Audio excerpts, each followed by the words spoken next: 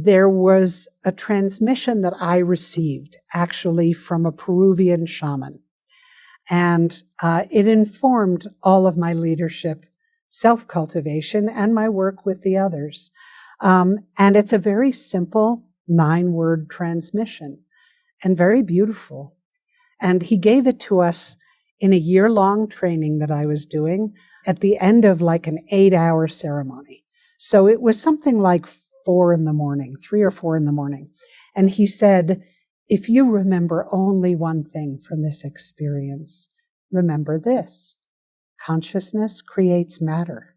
Language creates reality. Ritual creates relationship.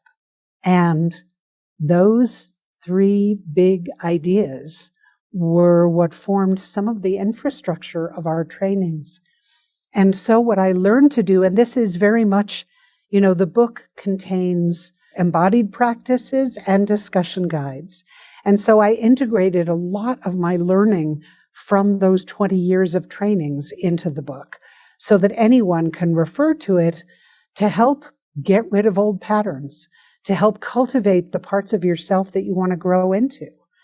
And a couple of examples that I would offer, since you mentioned body image, and it's so common for so many of us. Yes. I realized early on, Amber, that I had a habit that I would get out of the shower in the morning and I would look at myself in the mirror, and all these self-judgment voices went off in my head about my butt or my hips or whatever it was. You're too this and you're not enough of that.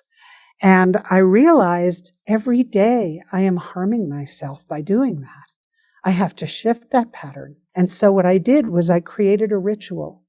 And this is an example of how easy it is to come up with a ritual. But the trick about rituals is you have to be really vigilant about doing them every day until you feel a change in yourself, which is often 6 to 8 weeks in.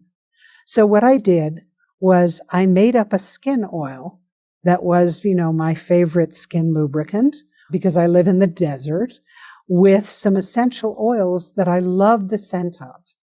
And each morning when I got out of the shower, I created a ritual where I would oil my body with that scented oil. And as I did so, I would consciously pour love into my whole body and thank it for all the ways that it supports me and for all the ways that I value it.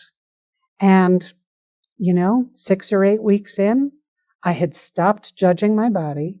And I had a new way of relating to my body. And so that's from the rituals create relationship piece.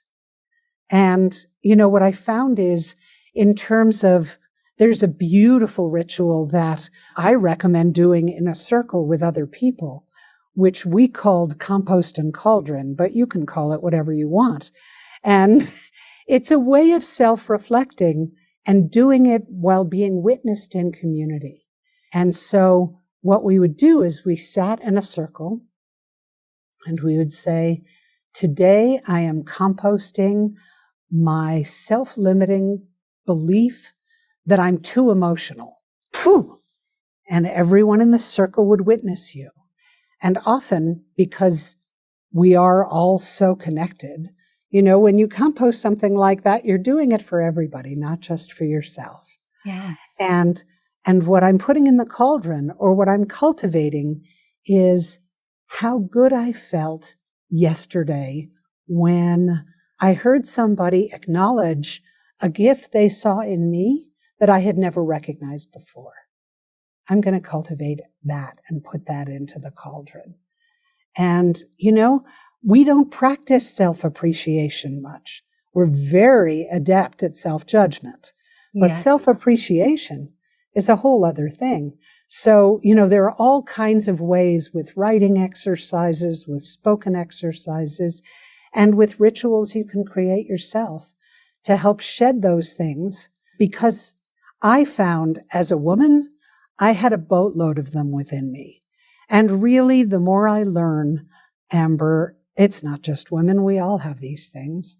And, there's all this toxic masculinity that we need to recover from. And I believe we all have masculine and feminine within us. And of course, the way I want to be and the way I'm cultivating myself towards is to be someone who has that full spectrum of masculine and feminine, embodied and heart and mind and spirit, all available to me at any given time. And I call that full spectrum leadership. And that's who I hope to become in this lifetime. We'll see. I'm still working on it. But, it's a good thing. And it's great. I think of it as peeling back layers of an onion skin. And it's often shocking to realize how deep the onion skin goes. When you start to say, oh, I've got all this stuff inside me that I never consciously adopted, but it's deep within me nonetheless. And so if we're going to change our cultures and our world, we have to change ourselves first.